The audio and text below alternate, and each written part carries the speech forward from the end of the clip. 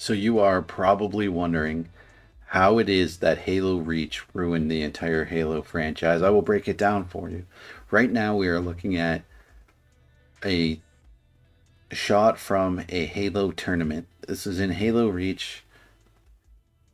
Now, why is this important? Why is what was one of the biggest esports in the English speaking world?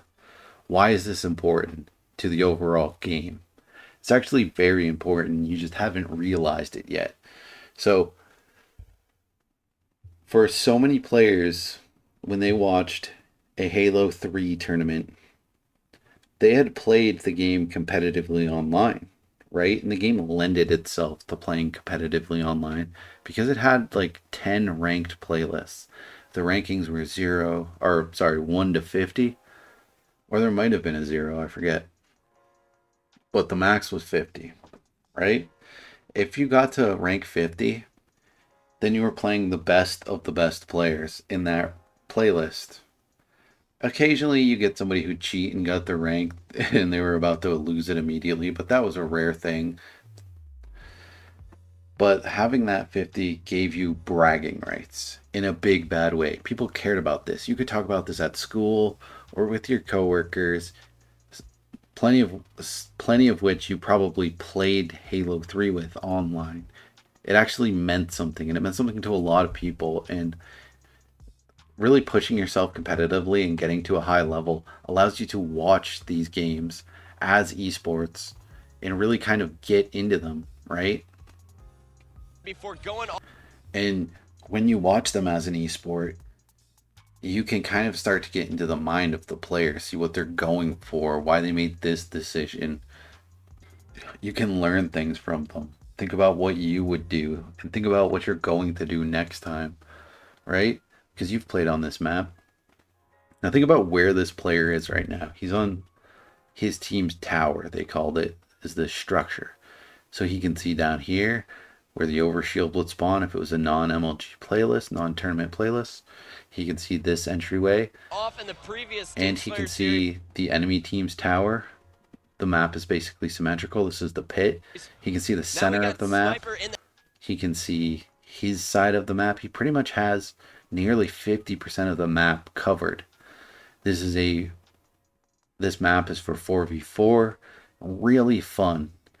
You also see these yellow things. So, say you throw a grenade, it would get it would bounce off this shelf and kind of this gap here. It could kind of get caught in that.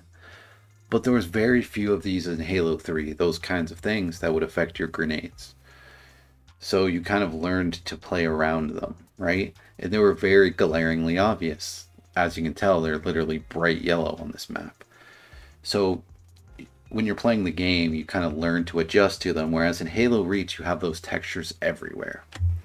Now, why this is important is because in Halo Reach, when you're watching a tournament, it's a totally different experience because you've never gotten that competitive level of gameplay ever in your life, right? Because what they're playing is basically a different game. The pros, I guarantee you, the pros in Halo Reach, they were not playing this game online because the game online didn't even have ranked play. They eventually came out with only two ranked playlists, right? Halo 2 had like 10 ranked playlists. Halo 3 had 10 ranked playlists. Halo Reach eventually gets two playlists. It was doubles and 4v4. Nobody played it. Nobody cared about it. It was the most ridiculous system I've ever seen. It was basically just based off your KDA of the match. It would average out your KDA to come up with a score. You had to play 4 games in a day to even get this like weird KDA rating. And then eventually, if you played that for enough days, it would like put you in a league. Nobody engaged with this. I don't know what anybody's rank is with this. Like I went into Halo Reach with a friends list maxed out, like, and easily 90% of that was like active Halo players. And I don't know one person's Halo Reach rank. I don't think anybody does. So in Halo Reach, they just completely got rid of ranked play. Essentially, it just didn't exist. So when you'd watch these tournaments, you wouldn't know what they're doing. You would see all this crap they have to deal with. Look at the ceiling. You can kind of see it a bit here, but there's all these rafters. There's stairs here. There's all these textures. Everything where your grenade gets caught up on the texture of the map. So you're banking, trying to bank them off the ceiling, off the floor, off the walls, and they're just getting caught up in nonsense, thus making your grenades far weaker. Plus, the grenades did less damage. A lot of the weapons did less damage. The DMR is a 5 shot, whereas Halo 3, the BR, was a 4 shot, meaning 4 headshots, you win. You've won that fight. So every BR battle in Halo 3 was either a 4 shot or a 5 shot. Unless both people's aims were sloppy, then it would be a 6 shot at the most.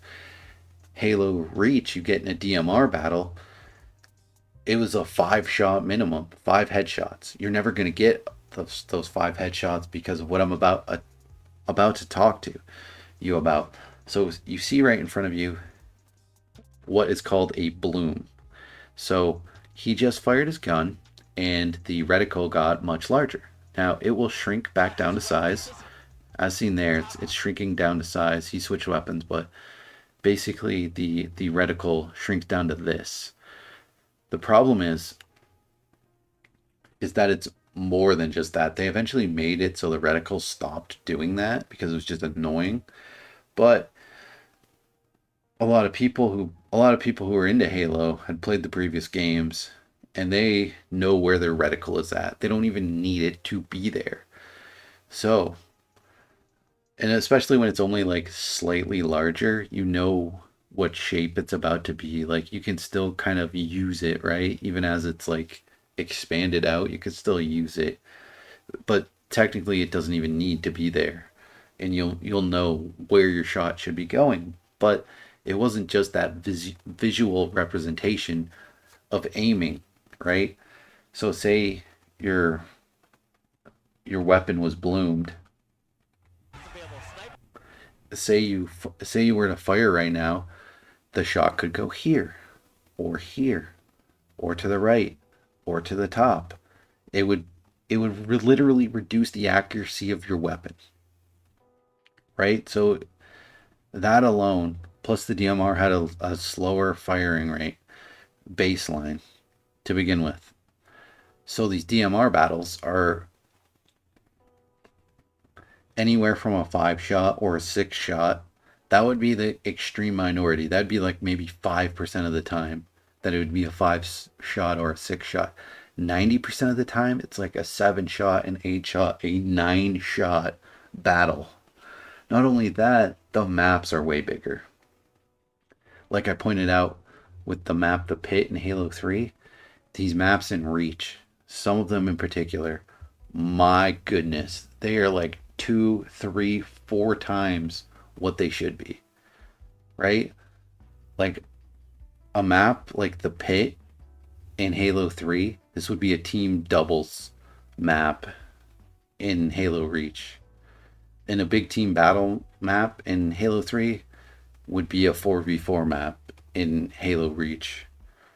So you have these enormous maps. You have these textures slowing down your grenades, making them way less effective. You can't bank them like you should be able to. Your guns are doing way less damage. They're less accurate. And you have the ability to sprint. So easily half of all DMR battles, somebody turns tail and sprints behind something.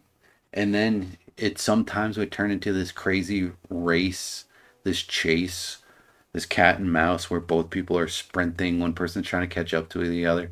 Think about how much sprinting alone slows down gameplay, right? Because your baseline speed, if you just had the movement you had in Halo 3 in Halo Reach, your baseline running without sprinting would be way faster. You would be able to jump higher. Your movement would be way smoother, right? So when you sprint in a first person shooter, you can't like look left to right or up and down as quickly as if you weren't sprinting, right? It reduces your vision, which ultimately reduces your movement as you can't like cover more ground visually, and it really reduces the dynamics of your movement, which ultimately leads to slowed down gameplay.